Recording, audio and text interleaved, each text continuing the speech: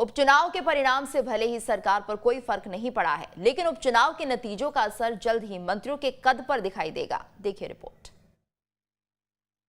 उपचुनाव के नतीजों ने बढ़ाई कमलनाथ की टेंशन। शिवराज की लोकप्रियता बरकरार।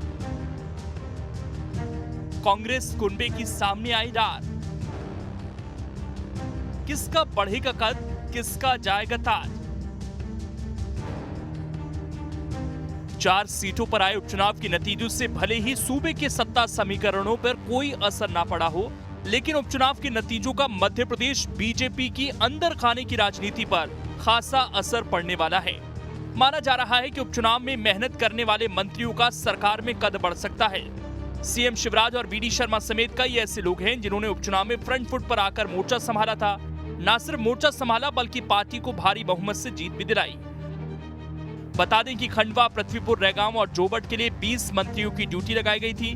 खास तौर पर कांग्रेस के कब्जे वाली जोबट और पृथ्वीपुर में मंत्रियों ने काफी मेहनत की थी।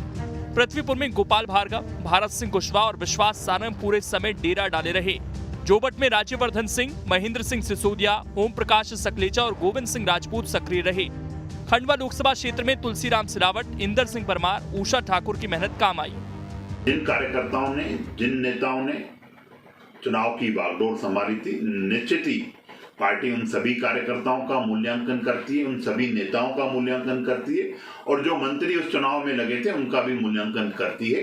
समय समय पर उनके दायित्वों में इजाफा भी होता है और पार्टी प्रत्येक कार्यकर्ता के लिए चिंता करती है। मंत्रियों ने माइक्रो मैनेजमेंट संभाला तो कांग्रेस का मानना है कि मंत्रियों ने पावर का दुरुपयोग किया। भारतीय जनता पार्टी में मंत्रियों के कद बढ़ने की तो मुझे लगता है कद बहुत घट जाएगा। ये जो चुनाव है ये भाजपा अपनी पीठ थपथपा सकती है, लेकिन इसमें भाजपा ने अपनी तबाही देखी है। मार्जिन कम होता हुआ देखा है, वोट मुड़ता हुआ देखा है। आयातित प्रत्याशियों के दम पे चुनाव लड़ना कोई बड़ी कामयाबी नहीं होती है। जो जीते हुए आपको लग रहे थे, पिछले विधायक थे पहले से कांग्रेस के अंदर, उनको लेकर चुनाव जीत लिया। समाजवादी पार्टी से जो दूसरे नंबर पर आए उनको लेकर चुनाव जीत लिया, लेकिन मूल प्रत्याशी चुनाव हार गए रैगांव के अंदर। पूरी भारतीय जनता पार्टी के लिए ये बहुत ही शर्मिंदगी की बात है। सियासत से इतर जानकार मानते हैं कि बीजेपी ने उपचुनाव को एक मिशन की तरह लिया। पार्टी ने जिस पदाधिकारी की जिस क्षेत्र में ड्यूटी लगाई उसने अपने क्षेत्र में कड़ी मेहनत की और प्रत्याशी को जीत दिलाई।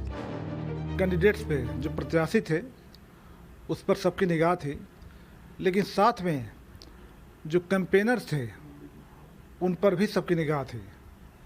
वो चाहे गोपाल भार्गव हों जिस क्षेत्र के हों, चाहे भूपेंद्र सिंह हों या फिर विश्वास सारंग हो, या कांग्रेस तरफ से अजय सिंह हो, सिद्धार्थ कुशवाहा हो, ऐसे बहुत से लोग जो राजवर्धन दत्ती गांव हैं, इनको विभिन्न क्षेत्र दिए गए थे। वहाँ पे इन पे निगाह थी क्या परफॉर्मेंस इनका है। इनको भी जहाँ जहाँ विजित हुई है भाजपा की, जाहिर है कि जो मंत्री हैं उनका कद बढ़ेगा। मुख्यमंत्री शिवराज सिंह चौहान इस पूरे चुनाव के नायक रहे। हर विधानसभा क्षेत्र में एक टीम तैयार कर उन्होंने उसे चुनाव की जिम्मेदारी सौंपी। भाजपा ने कांग्रेस से 2 सीटें छुड़ाई, वहीं कांग्रेस ने 1 सीट बीजेपी से छीन ली। इन सीटों पर जी जान लगाकर काम कर रहे नेताओं को इन नतीजों का कितना लाभ होता है, यह आने वाले समय में देखने वाली बात होगी। भोपाल से नितेंद्र शर्मा के साथ टीम न्यूज़ स्टेट।